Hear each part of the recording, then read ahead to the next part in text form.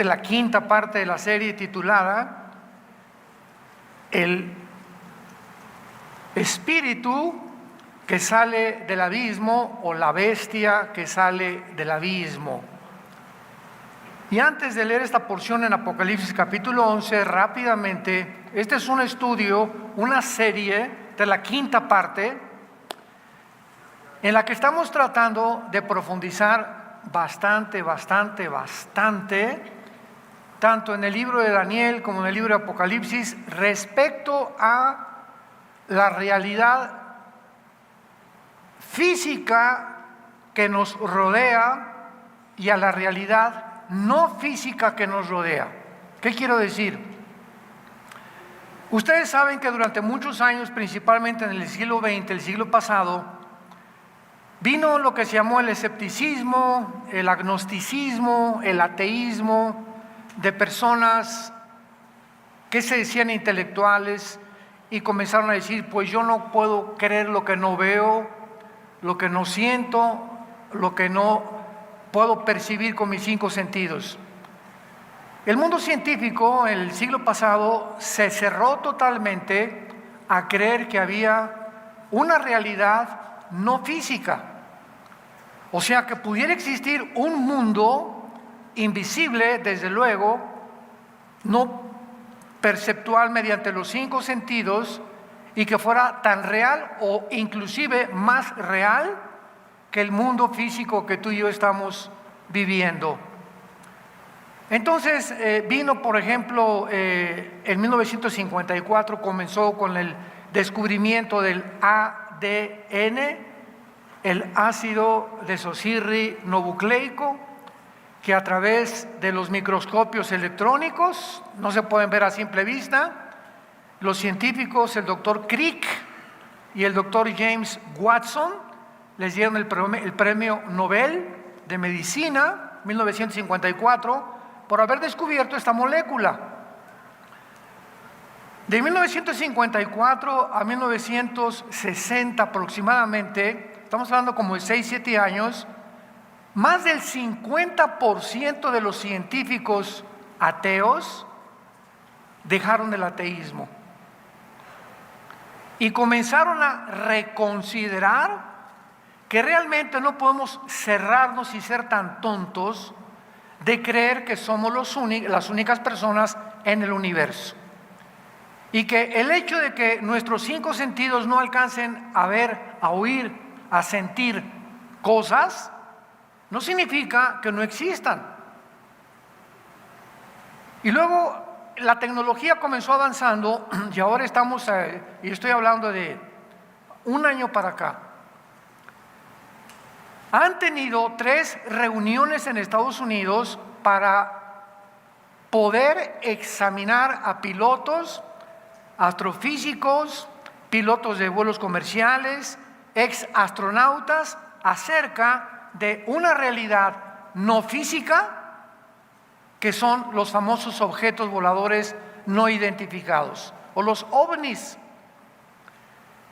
Y en estas, lo puedes ver en estas entrevistas que han tenido los científicos en internet, en la Casa Blanca, con senadores. Oiga, usted piloto, es una persona decente, íntegra, no son tontos ni de los que se meten a las redes a decir tantas babosadas. ¿Qué testimonio tiene? No es que yo venía en el avión, astronautas como Jim Irwin, que ya murió, fue el primero que dirigió un carrito en la luna, y vimos objetos que volaban a una velocidad más rápido que el Mach 4, Mach 5, que es imposible que ni Rusia ni China puedan tener, menos Estados Unidos, estos aparatos que puedan violar la ley del sonido, la velocidad del sonido. Entonces comenzaron a investigar que había una realidad no física, porque si estos objetos voladores no eran humanos, tenía que haber forzosamente tripulantes manejándolos. No podían ser drones tampoco. Vuelvo a repetir, porque todos los científicos, tanto de Rusia, China, Estados Unidos, etcétera, etcétera, la India, están completamente convencidos de este fenómeno. Entonces comenzaron a adentrarse ya a reconocer que existe una realidad no física. Damas y caballeros, santos de Dios, tenemos un libro que se llama la Biblia, que es el único libro de todos los billones de volúmenes de literatura que existen en el mundo. Podemos comparar el libro con el Corán, el Ramayana, los Vedas, el Mahabharata Sutta, etcétera, etcétera. Cualquier libro que tú me quieras mencionar en este momento de carácter religioso que pueda aportarnos una revelación o información del mundo espiritual que nos rodea. Venimos a la Biblia y encontramos que nos corren las cortinas, Dios en la Biblia, de que la existencia de un mundo invisible, imposible de captar por los 5 sentidos humanos, existe. Como dice, veamos rápidamente aquí en el libro de Hebreos, capítulo 11, dice la Biblia, versículo 1 y 2. La fe es la certeza de lo que se espera, la convicción de lo que no se ve. Versículo 3. Por la fe entendemos haber sido constituido el universo por la palabra de Dios. De modo que lo que se ve fue hecho de lo que no se veía.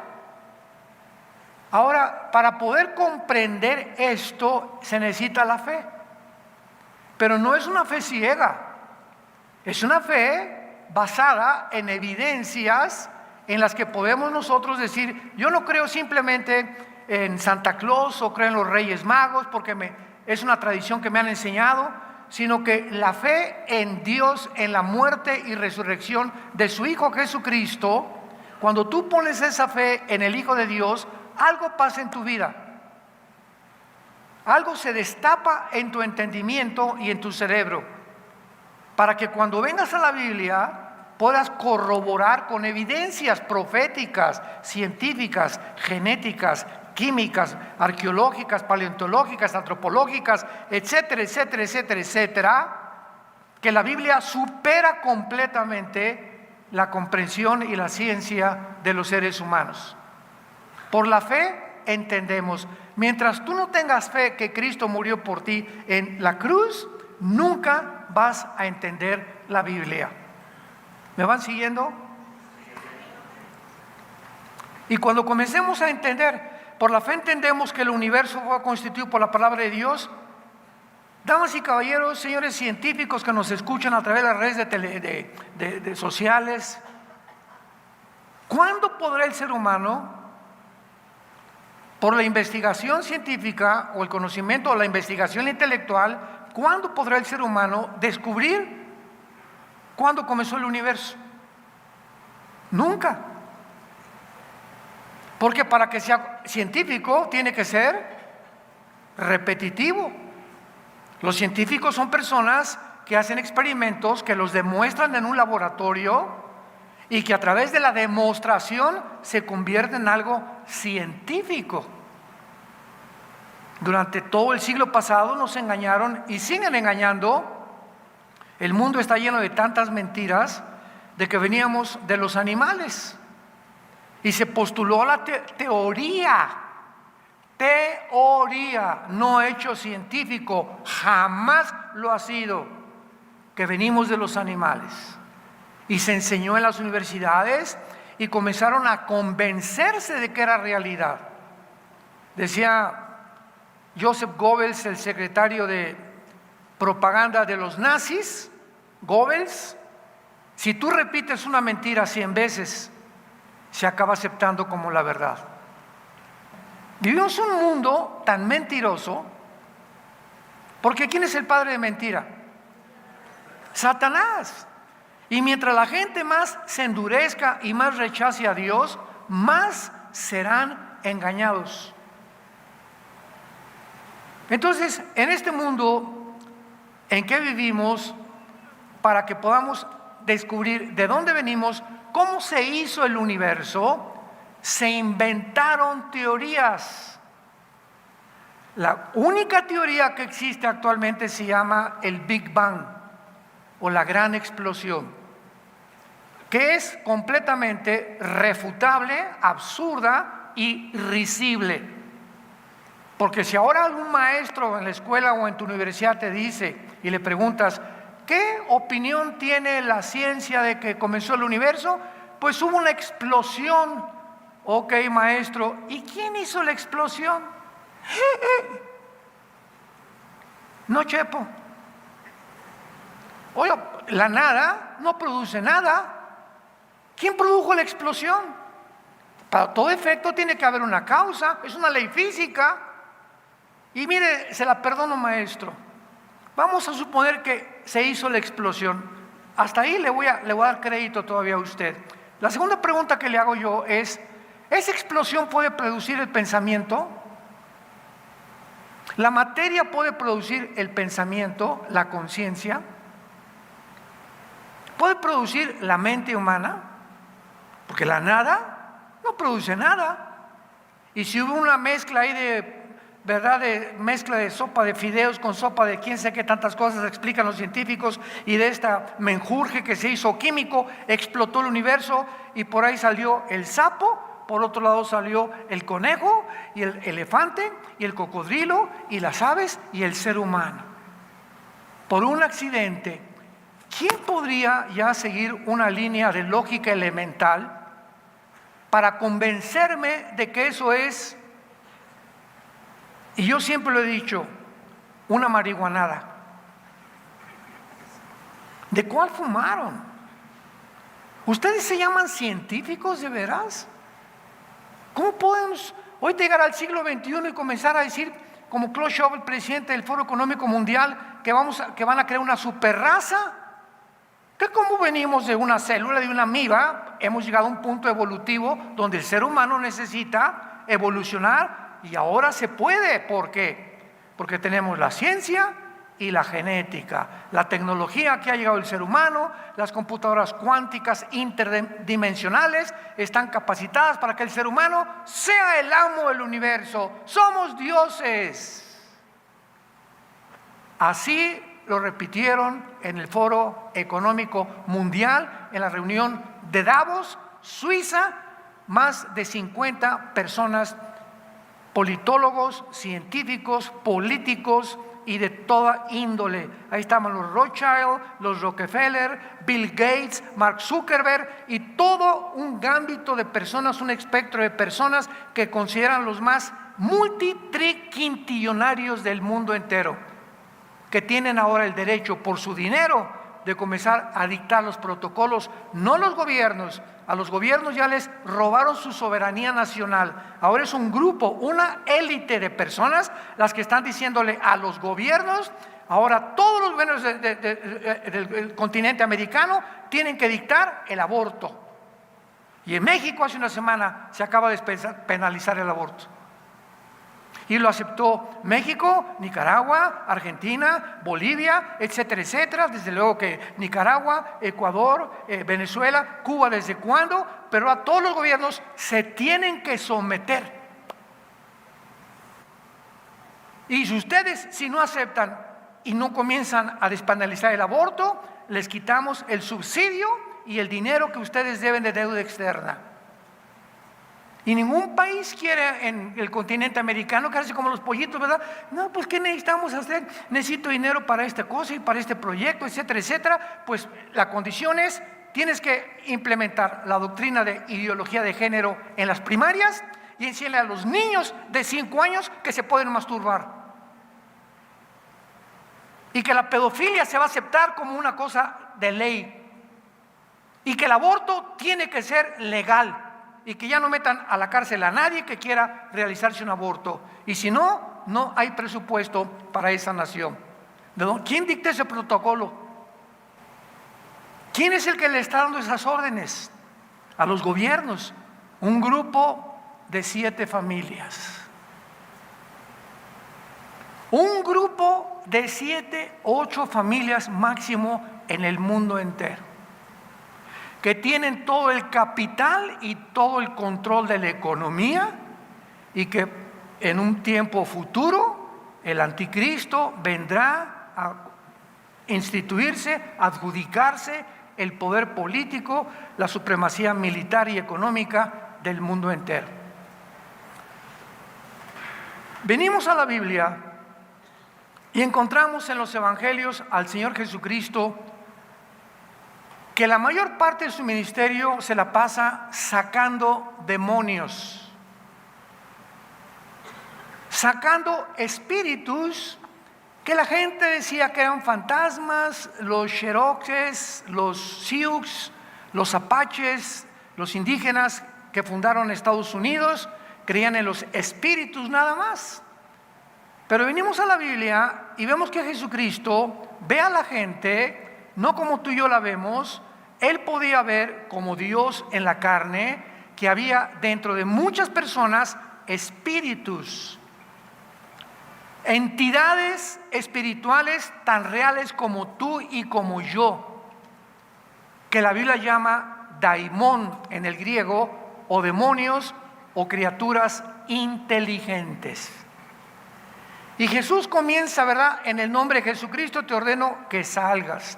Y salían estos espíritus, reconocían el poder de Jesucristo, y Cristo nos deja un escenario y un panorama en la Biblia donde tenemos que abrir los ojos, que no somos los únicos en este planeta, que hay un mundo invisible de maldad detrás de todos los gobernantes del mundo, o en su mayoría, y detrás de millones de personas, inclusive de gente que viene a las iglesias.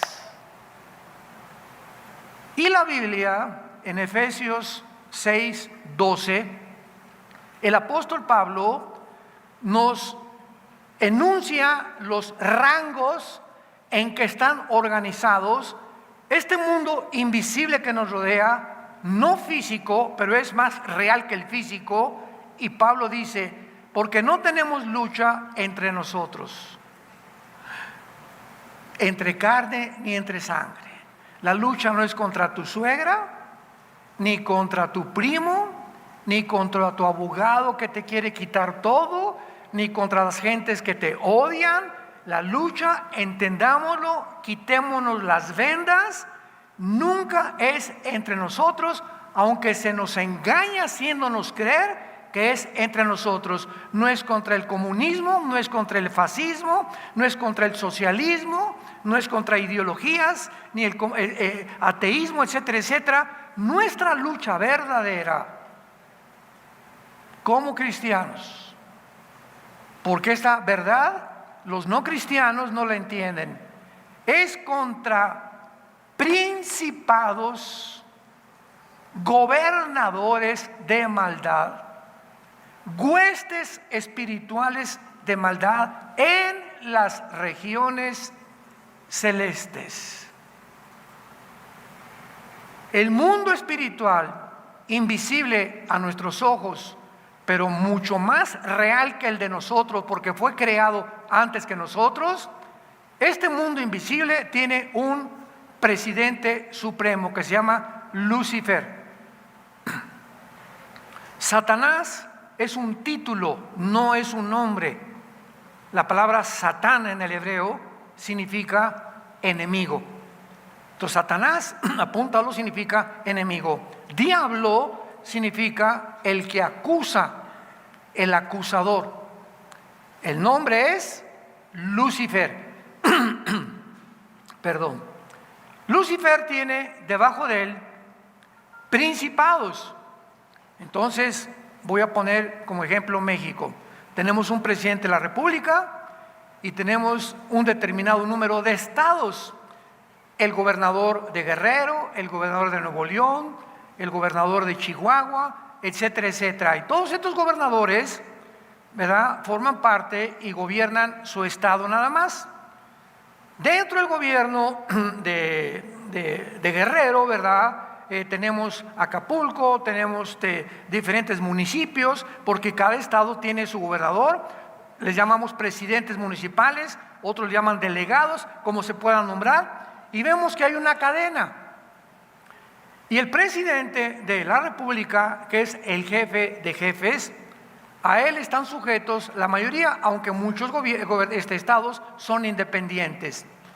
De la misma manera, Satanás tiene un principado arriba de México, arriba de Guatemala, arriba de Argentina, arriba de España, arriba de Inglaterra. Si no tuviéramos la Biblia, ¿cómo lo podríamos saber? Nunca lo hubiéramos descubierto. Entonces, casi las 200 naciones que están poblando el globo terráqueo actualmente, creo que son ya 200 naciones, hay 200 principados satánicos sobre cada nación, influyendo principalmente a sus líderes, llámeseles reyes o zares o faraones o presidentes o primeros ministros, porque ¿quién tiene mayor influencia que un líder de una nación? Un presidente, un rey, él ordena los protocolos, qué han de pensar, qué filosofía, qué religión va a tener. Los millones de personas que forman una nación, el que dirige todo es la cabeza. Entonces, este es el propósito de estos principados: influir en las cabezas para que ellos puedan tener mayor control sobre los demás. Influyendo a las cabezas, pueden controlar a la larga a la nación o al país entero. Debajo de los principados están los gobernadores. Entonces, México tiene un presidente, gobernador de Guerrero, y entonces todos los municipios o las alcaldías tienen también dirigentes satánicos. ¿Me van siguiendo? Y los que hacen el trabajo sucio, los peones, son los demonios. Son los que se meten a la gente. Los ángeles caídos no se meten a la gente, ni los principados. Estos principados, para venir ya entendiendo nuestra serie que estamos, el abismo, la vista que sube del abismo, estos principados satánicos, antes de 1917, porque hasta 1817 se comenzaron a formar los estados, hasta 1817, o sea, estados territoriales divididos a través de gobiernos. Pero en toda la antigüedad encontramos reinados, reencontramos imperios. El imperio asirio, después, Egipto, Asiria, Babilonia, los medos persas, los griegos, los romanos, el imperio otomano turco, que hasta 1923 fue derrotado por los ingleses, y todos estos imperios que la Biblia nos revela tuvieron principados satánicos. El libro de Daniel fue escrito por un profeta, Daniel, un muchacho que a los 15, 16 años fue sacado de Jerusalén y trasladado a Babilonia, al imperio babilónico. Babilonia es actualmente la nación de Irak y Siria. En el Antiguo Testamento, Irak y Siria eran dos provincias, dos territorios unidos. Se le llamaba la Mesopotamia porque significa la tierra dividida de dos ríos, porque estaban divididos el Medio Oriente del Oriente o del Asia Central y Media por el río Tigris y el río Éufrates, que sale de Turquía y desemboca hasta el Golfo Pérsico. Hasta el siglo XX vinieron las divisiones del Medio Oriente, hasta el siglo XX, cuando los ingleses por más de 500 años derrotan al Imperio Otomano Turco, perdieron la Primera Guerra Mundial, los turcos, y los ingleses y Francia dijeron, bueno, Jordania va a estar aquí, a Israel le damos este pedazo, Egipto va a tomar este pedazo, el Líbano, etcétera, etcétera. Y ellos de 1923 a 1948-49, todo el Medio Oriente, como lo conocemos ahorita, es un Medio Oriente dividido por territorios de acuerdo a los ingleses y a los franceses. Los ingleses y los franceses hicieron lo mismo en África. Ahorita, ¿cuántos de ustedes oyeron el golpe de Estado en Níger? Es diferente a Nigeria. En el continente africano hay una nación que se llama Níger y otra que se llama Nigeria. Muy bien. Hasta el siglo XXI, los ingleses y los franceses siguen dependiendo de naciones africanas del uranio. Y ahora que el continente africano o las naciones africanas están viendo que Estados Unidos está cayendo y que hizo un fracaso total para poder impedir que Rusia controlara Ucrania, y los mismos europeos están asustados. Ahora todos como pollitos en el mundo, antes estaban bajo el paraguas de Estados Unidos, porque Estados Unidos tiene 75 años de policía en el mundo, tratando a las naciones, quitándole los dictadores, sacando a narcotraficantes como a Noriega en Panamá, etcétera, etcétera, en Irak a Saddam Hussein, y por todos Estados Unidos ha tratado mandabarcos, etcétera, etcétera, Irak, etcétera, etcétera. Y ahora que Estados Unidos está comenzando a hundirse, principalmente con la nueva administración del presidente Biden, pues ahora Europa está asustada. ¿Quién nos va a proteger? Y los africanos como pollitos, ¿quién nos va a proteger ahora? Entonces lo que están haciendo los africanos y lo que está haciendo Europa es meterse bajo el paraguas de Rusia y de China. Y es el mundo que estamos viviendo. Y viene una revolución en Níger. Ahora, cualquiera podría decir, oiga, pero África es una historia de golpes de Estado. Marruecos, Libia, etcétera, etcétera, Sudán, Etiopía, pero en Níger pasó algo que nunca había pasado, que hace menos de un mes vino este golpe de Estado. Putin tiene un grupo de mercenarios que se llama el grupo Wagner, que por cierto, todavía están viendo quién derribó el avión en el que iba Pirovovsky, el director, que es el principal grupo de Putin, y cayó en el avión con todo su equipo que formaba el grupo de mercenarios Wagner. Este grupo Wagner, antes que cayera el avión, hace como un mes, entró a Níger y dieron un golpe de Estado, o lo promovieron, quitaron al presidente Babusi, y ahora los estados africanos se niegan a que los franceses y los ingleses controlen el uranio y todos los minerales que hay en África, y le ordenaron en Níger: saquen al embajador de Francia, saquen al embajador de Inglaterra y a todos los demás con su personal. Totalmente, vamos nosotros los africanos ya a independizarnos de Europa. Pero nos unimos a Rusia.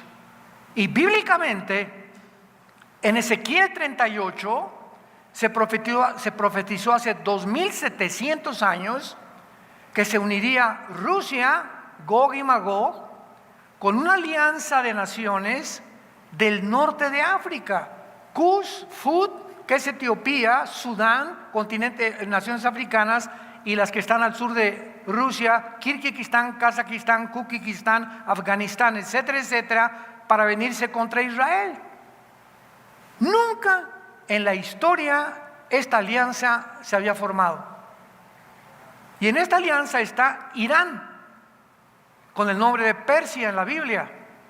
En 1985 se le cambió el nombre de Persia a la República de Irán. En el 79 del siglo pasado, República Islámica, con el Ayatollah Khomeini, que le dieron el pinochetazo al Shah de Irán, República Islámica de Irán, es su actual nombre. Entonces, ante nuestros ojos ahorita, yo veo las noticias, cada semana está pasando algo en el mundo grave. El siglo pasado, en el 69, el hombre llegó a la luna. 1970, las computadoras. 1975, la comunicación interespacial de los satélites de comunicación. Y luego y los chips, y entramos al siglo XXI, y los iPhones, y los iPads, y ahorita todo ya nada nos sorprende. Y de 2015, hace 8 años a nuestros días, cada año estaba pasando, en este año cada semana. ¿Qué quiero decirles a ustedes?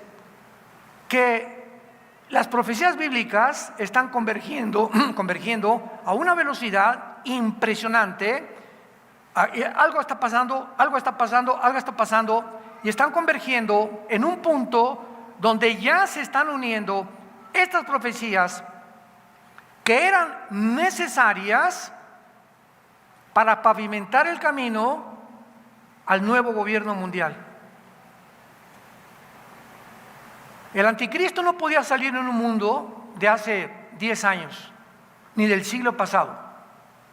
La tecnología tenía que alcanzar el nivel que ha alcanzado, y la ciencia el nivel que ha alcanzado. Inteligencia artificial, transgénero, transhumanismo, computadoras cuánticas interdimensionales, robotismo, todo esto tenía que crecer para preparar el mundo y estar completamente unidos antes de que el anticristo sacara la cabeza, que la va a sacar muy pronto en el mundo. Esta serie que estamos estudiando, La bestia que sube del abismo, así se llama la serie, estoy tratando de orientar a los cristianos de este mundo invisible y demostrar en primer lugar lo siguiente. Apocalipsis 11, versículo 7.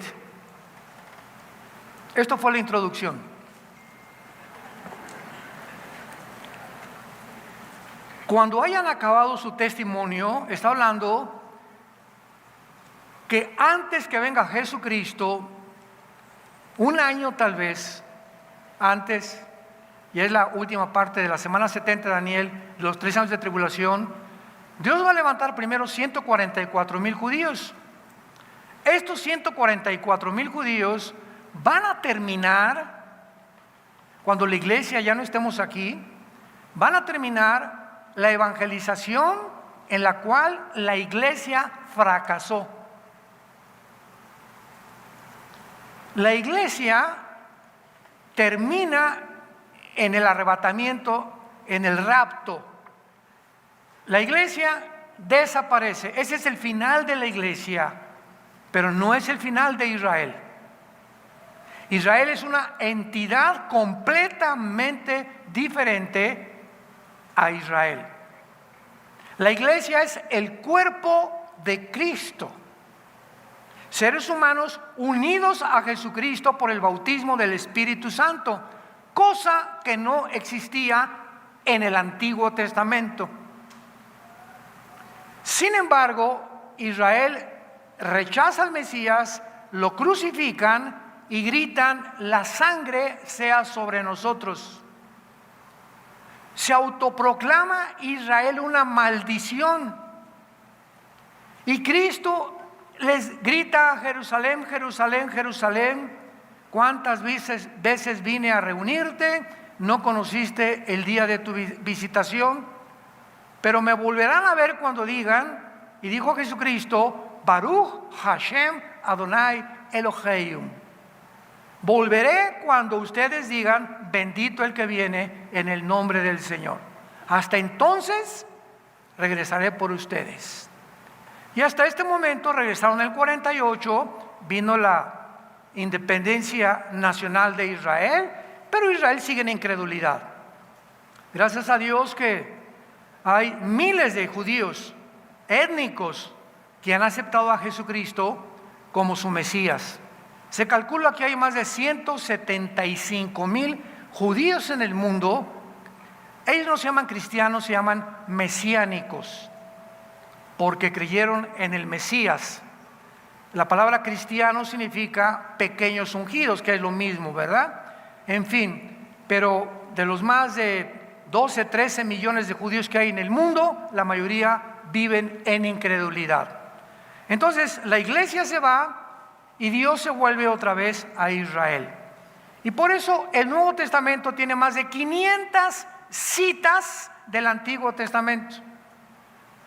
Hasta el capítulo 4 del libro del Apocalipsis, la iglesia desaparece hasta el capítulo 19, que regresamos después de las bodas del Cordero con Jesucristo. Y durante todo este tiempo, los 7 años de la tribulación, es cuando los primeros 3 años levanta Cristo a 144,000 judíos étnicos de las 12 tribus de Israel. Porque repito, la iglesia fracasará en la evangelización, porque la iglesia, de acuerdo a la Biblia, terminará igual que como terminó Israel, en la apostasía. Y así lo dicen todos los apóstoles y lo dijo Jesucristo. Acordémonos de un versículo clave, Mateo 24. Será predicado el evangelio a todo el mundo y entonces vendrá el fin de la iglesia o el fin de Israel. Cuando dice el fin, se refiere al fin tanto de la iglesia como de Israel. Entonces, este fin es cuando venga Él en su segunda venida. Y cuando nos vayamos en el arrebatamiento, el evangelio no se ha predicado todavía en el mundo entero. No se imaginan la cantidad de naciones y los millones de personas que no han oído o que han muchas veces rechazado a Jesucristo.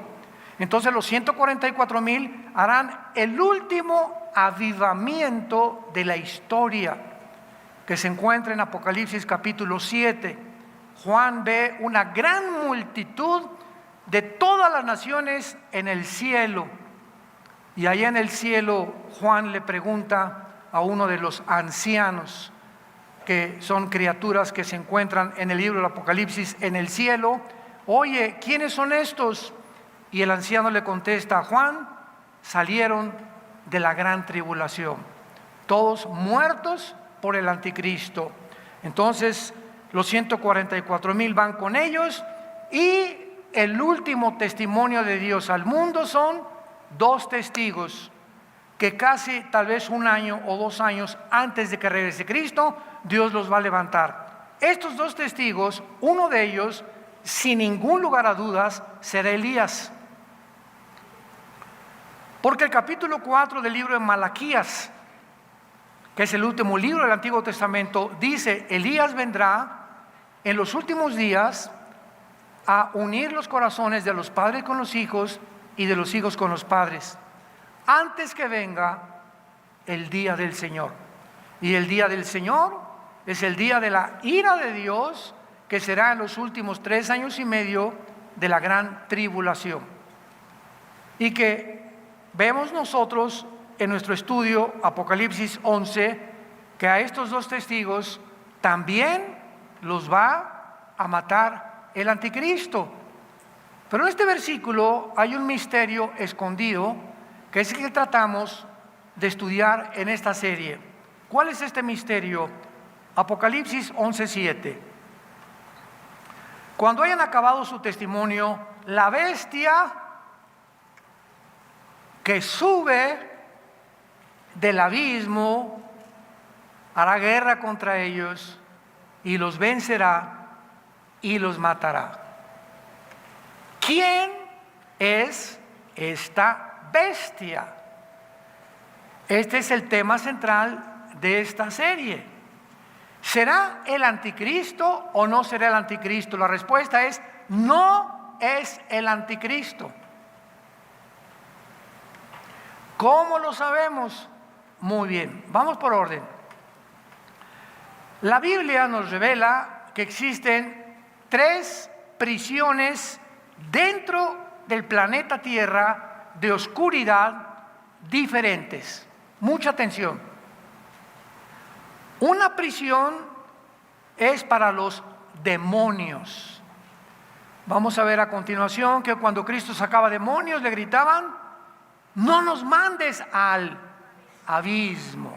Muy bien, el abismo es el lugar, la prisión, Santa Marta Catitla, de los demonios. Están ahí esperando todavía el juicio final. hay otra prisión para los espíritus humanos que se llama infierno. Entonces, los demonios no van al infierno, ni si tú te mueres sin Cristo vas al abismo, bajas al infierno, que en el griego se llama Gehenna, con H intermedia y doble N. Y hay otra prisión para los ángeles caídos que se llama el Tartarus, que en 2 de Pedro capítulo 2 se tradujo infierno, desgraciadamente, pero es la palabra Tartarus. Cuando nuestro texto en Apocalipsis 11:7 dice que la bestia o una bestia, vamos a ver quién es esta bestia, sube del abismo, no puede ser el anticristo, porque el anticristo, aquí dice que esta bestia existía antes y que antes de que venga Cristo va a subir del abismo. Y la Biblia enseña que los espíritus humanos, Hebreos capítulo 9, está establecido que muramos una vez y después el juicio. Entonces, no hay ningún espíritu humano que salga menos del abismo, porque el abismo es para los demonios y tienen un ángel que se llama Abadón, Apocalipsis 9, 10 y 11, y los espíritus humanos están en el infierno. Entonces, si va a subir del abismo, tiene que ser un ángel caído.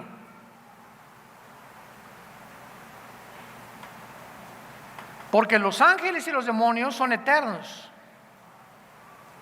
Y va a ser un ángel que estuvo como principado en alguno de los imperios antes de Juan, antes de que se escribiera el Apocalipsis. El anticristo va a ser un ser humano como tú y como yo, poseído por esta bestia.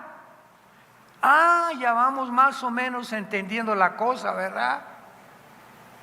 Esta bestia va a entrar dentro del anticristo, como entró dentro de Alejandro el Magno y de Nabucodonosor y de otros imperios y de otros dictadores en el pasado, que cuando terminó su reinado fue recluido al abismo, y va a salir y va a entrar en el anticristo. Y esta bestia va a usar al anticristo como un títere. Es como un guante que tú le metes la mano, ¿verdad? Y lo mueves, y el guante no es el que se mueve, es la mano que está debajo del guante. Entonces esta bestia va a entrar en la persona del anticristo, y todo lo que el anticristo haga lo está haciendo la bestia dentro de él. El poder, la autoridad, las señales y los milagros, la inteligencia y la sabiduría que el anticristo tenga, será porque alguien dentro de él lo está influenciando, manipulando y controlando. Entonces, el anticristo será una unidad, una unión de un ente espiritual y un ser humano. El anticristo tiene que ser un ser humano. ¿Cómo lo sabemos? No puede ser una computadora, no puede ser un imperio, porque el anticristo, Apocalipsis 20, va a ser arrojado al lago de fuego. Y una computadora no la lanzas al lago de fuego, por el amor de Cristo. Jesús, María y José y el burrito que los acompaña. A un imperio tampoco lo lanzas al lago de fuego. Entonces ahí va a estar en el lago de fuego el anticristo. ¿Por qué? Porque va a ser un ser humano con un espíritu condenado eternamente al lago de fuego. El abismo es para los demonios, ángeles. El infierno es para los seres humanos. El Tartarus es para los principados caídos, desde Génesis capítulo 6. Entonces, hasta este momento ustedes más o menos, con esta introducción de los 4 conferencias que ya anticipan esta quinta conferencia, tienen ustedes ya por lo menos material, los que nos ven por la televisión también, para que podamos continuar desarrollando este tema, la bestia que sube del abismo. Pero antes hay que comprobar algo muy importante. Vayamos a Apocalipsis 17 para que esto quede muy sellado en tu entendimiento. Apocalipsis 17, versículo 8. La Biblia sabemos que no es de interpretación privada, ¿verdad? La Biblia se interpreta a sí misma. Nadie puede decir, pues yo pienso que esto significa, o yo creo esto. Espérame tantito, es la Biblia misma la que interpreta las cosas que parecen dudosas o los misterios que a los cristianos, por nuestro limitado entendimiento y conocimiento espiritual, necesitamos estudiar diligentemente para encontrar la verdad. Apocalipsis 17:8 nos da la respuesta. La bestia, está hablando de la misma bestia que has visto, observen, era y no es, y está para subir del abismo. En tiempos de Juan, hace 2000 años, esta bestia no estaba en el mundo. Cuando escribió Juan el Apocalipsis, la bestia que estaba en el mundo era la que controlaba el Imperio Romano. Pero aquí está hablando de una bestia que en el tiempo de Juan no existía en el mundo. Entonces es imposible que sea el principado que gobernó Roma o el Imperio Romano el que pueda venir a meterse al anticristo. Esto lo vamos a ver después. Esta bestia era y no es, en el tiempo de Juan, esta bestia estaba en el abismo todavía.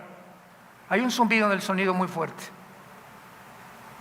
Y en tercer lugar, está para subir del abismo, o sea, va a suceder en el futuro e ir a la perdición. Entonces ya estamos entendiendo claramente. Nuestro pasaje original, Apocalipsis 11:7, la bestia que sube del abismo los perseguirá y los matará, que es el que infundirá sus poderes al anticristo. Por eso dijimos que la bestia tenemos que separarla del anticristo. Ahora vamos a entender esto de cómo estos principados satánicos entran a dictadores, entran a reyes, entran a líderes y los manejan. Vayamos a Ezequiel capítulo 28 en el Antiguo Testamento. Ezequiel 28. Y veamos esta verdad. Vino a mí palabra de Jehová diciendo: hijo de hombre, di ¿a quién? ¿A quién? Ya ven, les dije que traigan su Biblia, ya ven. Sí, eso es lo que pasa. Adivinen, a ver, di al príncipe de Tiro: así ha dicho Jehová el Señor, por cuanto se enalteció tu corazón y dijiste, yo soy un Dios. Aquí las palabras de Dios al profeta Ezequiel van dirigidas a un príncipe, a un gobernante de una de las ciudades más influenciables que hubo en la antigüedad en Israel, que era Tiro. Era una nación, una ciudad millonaria, poderosa. Dile estas palabras: yo soy un Dios. En el trono de Dios estoy sentado en medio de los mares, siendo tú hombre y no Dios, y has puesto tu corazón como corazón de Dios. Versículo 6. Por tanto, así ha dicho Jehová el Señor: por cuanto pusiste tu corazón como corazón de Dios. Versículo 9. Hablarás delante del que te mate diciendo: yo soy Dios, tú hombre eres y no Dios, en la mano de tu matador. Muy bien, hasta aquí asumimos con esta lectura de que Dios le dice a Ezequiel: dile a ese hombre que no sea payaso. Dile a ese dictadorzuelo o a ese gobernante que él no es Dios y que se ha ensoberbecido como Dios y que cree que es Dios, pero no es Dios, que recuerde que es un hombre. Ahora veamos quién estaba detrás de Tiro, de este rey de Tiro. Versículo 11. vino mi palabra de Jehová diciendo: hijo de hombre, levanta endecha sobre el rey de Tiro. Otra vez le da otro mensaje Dios a Ezequiel. Y ahora Dios, con este segundo mensaje, nos corre la cortina del mundo espiritual que operaba detrás del rey de Tiro. Y dile, así ha dicho Jehová, el Señor: tú eras el sello de la perfección, lleno de sabiduría y acabado de hermosura. En Edén, en el huerto de Dios, estuviste. Nos detenemos aquí. ¿Podrá referirse al rey de Tiro como persona? Cuando leemos la creación de Satanás más adelante, vemos que está refiriéndose a Lucifer. Tú eras el sello de la perfección. Y de aquí en adelante describe la creación de Satanás. Tú eras el sello en el huerto. El rey de Tiro nunca estuvo en el Edén. Y cuando Adán y Eva fueron tentados, ¿quién estaba en el Edén? Lucifer, la serpiente antigua, el dragón, que se llama Satanás. Entonces vemos cómo ahora, en esta segunda parte, ya Dios nos quita las vendas y nos muestra que detrás de ese rey de Tiro, Lucifer estaba ya actuando. Y por eso se creía Dios. Porque Satanás siempre ha usado a todos los seres humanos, llámese Benito Mussolini, Adolfo Hitler, Alejandro el Magno, todos los Césares romanos, todos estos dictadores, Napoleón Bonaparte, los conquistadores que tú me quieras mencionar, Gengis Khan, Aníbal, etcétera, etcétera, etcétera, todos se han creído dioses. Todos se han creído salvadores del mundo. Todos han rechazado el consejo de nadie. Los césares romanos mandaron al imperio romano que los adoraran como dioses. Y cuando los cristianos en el primero, segundo, tercer siglo de nuestra era se les mandó el César es Dios, en los coliseos llegaba el César. Hay una historia de Antipas que está en Apocalipsis, el testigo fiel, así se le llama. Y el César dijo: todos aquellos que me reconozcan que yo soy Dios, o Curios, el amo y el Señor, hínquense. Y se quedó un hombre parado, Antipas. Y le dijo el César al centurión romano: ¿quién es ese que me está desafiando? ¿Cómo es que no se hinca ese señor? Ve con él y dile que si no lo vamos a echar a un horno de lava de fuego hirviendo. Y fue el centurión romano y le dijo a Antipas: Antipas, dice el César que tú no puedes desafiarlo, que te hinques si no estás condenado a muerte. Y Antipas le dijo al centurión: dile al César que solo hay un Dios y un solo rey que se llama Jesucristo. Y fue quemado vivo Antipas.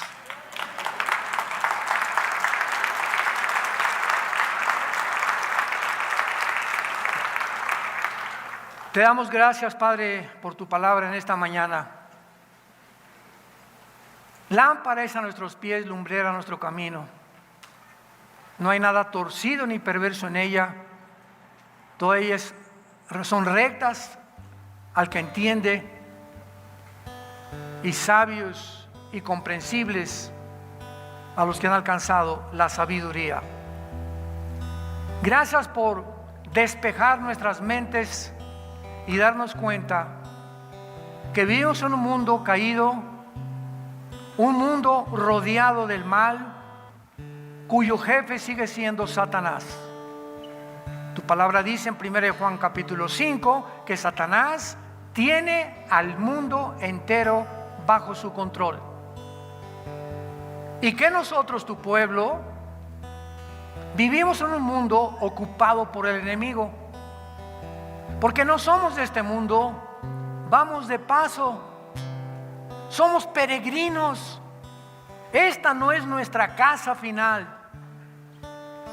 Pero este mundo te ha servido a ti como un campo de entrenamiento para nosotros, para prepararnos para el mundo verdadero que viene a nosotros cuando tú establezcas tu reino milenial con nosotros y el pueblo de Israel. Te damos gracias, Señor, por sostenernos, fortalecernos. Bendito el que confía en el Señor. Luz, paz y seguridad tendrá. Será como una antorcha que alumbra en lugar oscuro, porque nos has dicho que somos la luz. La única luz que en el mundo existe es tu iglesia. Y nos has llamado para ser tus testigos del amor que tú tuviste en esa cruz, al enviar a tu Hijo Jesucristo a ser sacrificado, crucificado, enterrado y resucitado a los 3 días, para mostrarnos que Él viene con sus ángeles por nosotros, para vivir ya eternamente contigo y oír esas palabras que tú nos dirás. Ven, bendito de mi Padre, al reino preparado para ustedes desde antes de la fundación del mundo. Por tanto, esfuércense, sean valientes, no teman. Estoy con ustedes, pequeña manada. Nunca los voy a dejar, nunca los voy a abandonar. Esfuérzate. Yo soy el que te sostengo y te digo, yo soy tu Dios, yo soy tu escudo, yo soy el que te defiendo. No te alejes de mí, no te apartes de mí, porque separado de mí te comenzarás a marchitar, comenzarás a perder tu luz, tu poder, tu testimonio, las fuerzas que necesitas para vivir. Yo soy el que te las doy. Así como los principados y el mundo satánico influye a seres humanos para autodestruirse y para engañarlos, yo he venido para entrar dentro de ti y darte vida y vida en abundancia. En esta mañana, a todos ustedes que no tienen a Cristo, dile en tu corazón estas palabras. Acéptalo como tu Señor y como tu Salvador. Te pido perdón, Padre, por mis pecados. Te doy las gracias por morir en la cruz en mi lugar, y te pido que entres a mi corazón en este instante como mi Señor y mi Salvador, en el nombre de Jesús. Amén.